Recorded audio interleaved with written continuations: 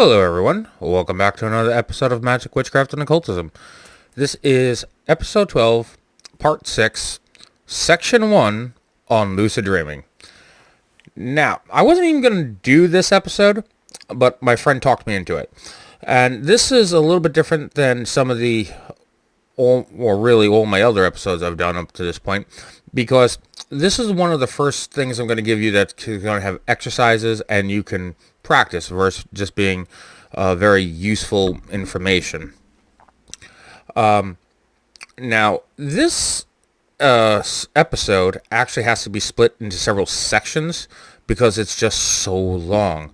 No one's going to watch a half hour at one time, so I had to split this section up over 3 sections. I think that's how long it's going to be. It might be longer, but I hope not. Now, before we begin, let's roll the intro. What is magic? Magic is the hidden knowledge of the ages, just waiting to be discovered by those of us willing to dedicate decades of our lives to unlocking these ancient secrets. Let the lessons begin. Let us begin. Lucid Dreaming. Now, I like to mention lucid dreaming is also referred to by 2 other names primarily, which is dreamwalking and dreamscaping. All 3 names are all referencing the same technique.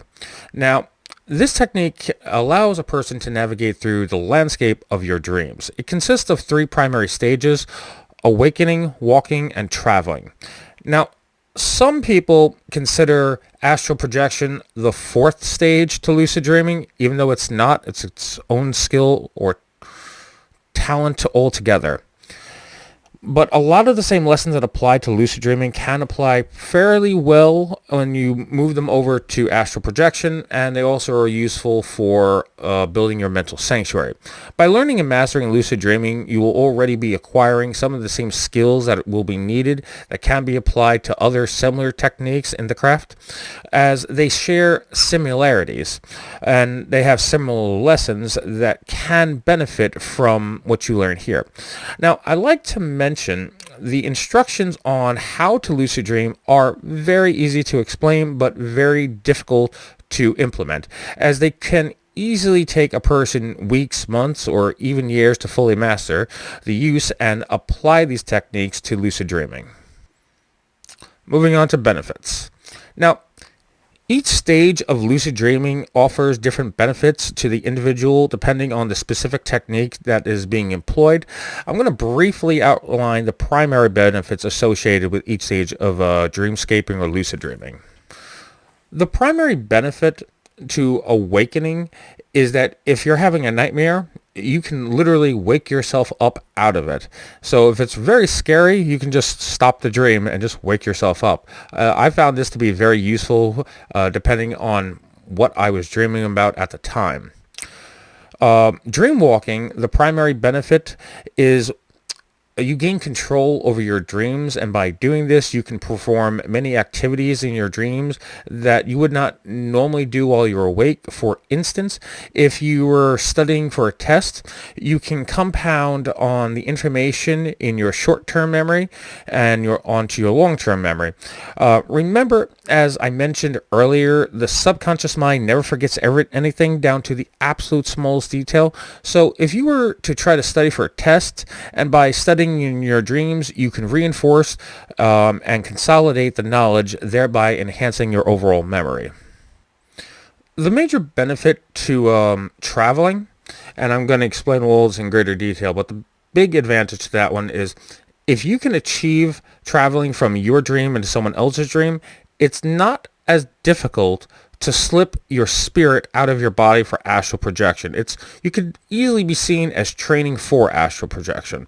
And a lot of people are very interested in that, so I'm kind of killing 2 birds with 1 stone with this one. Awakening.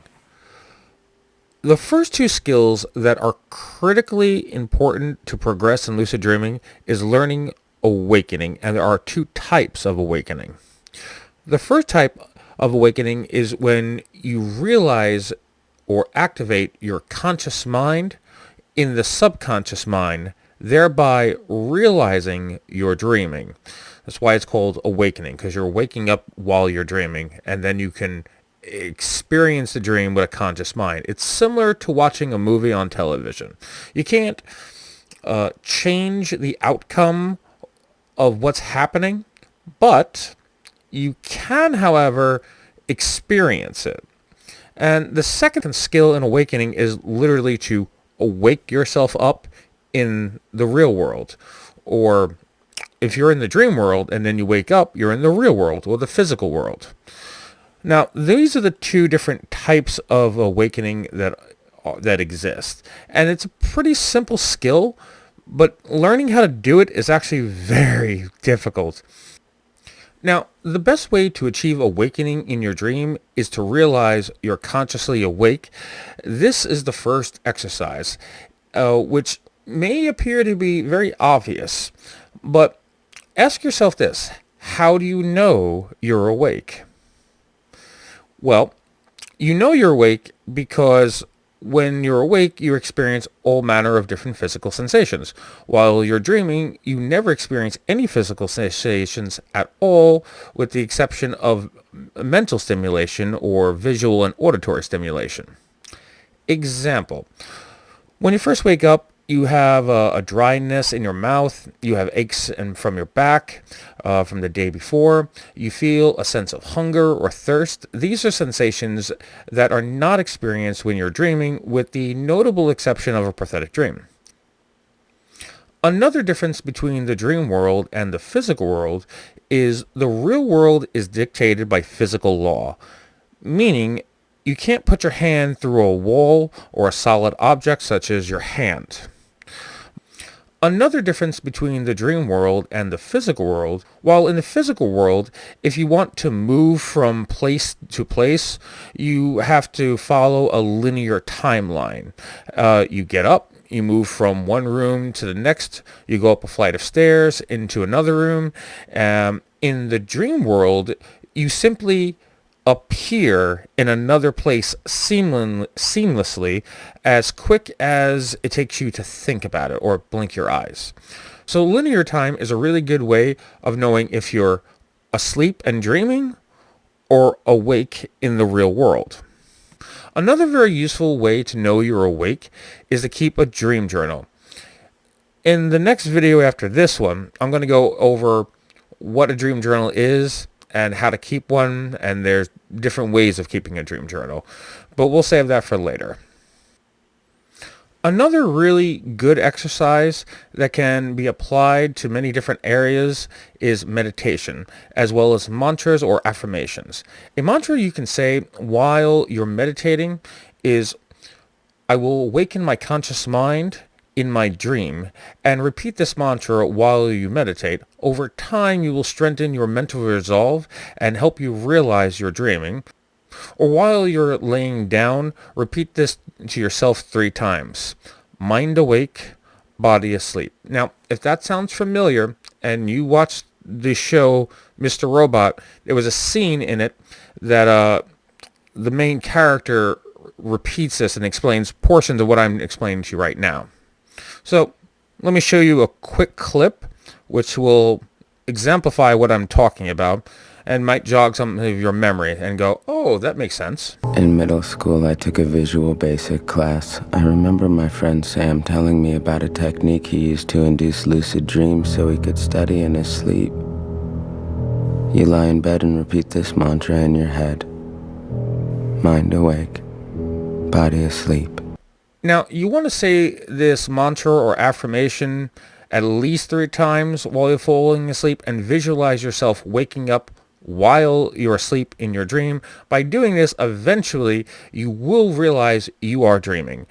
I know because this is one of the ways that I did it, and it really did help.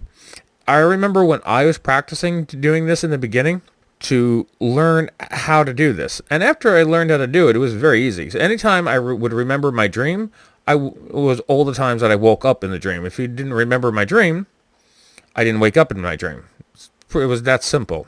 And it took me, I think, a few weeks, maybe 2 or 3 months at the very most, to awaken myself in the dream. And I think it took me about a year to learn how to dream walk, or just start to learn how to dream walk. And I didn't use all the techniques that I now know, because when I first started to do this, it was at least 20 years ago.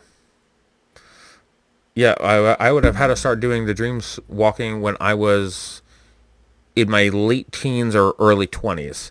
And it took me about 5 years to really master it.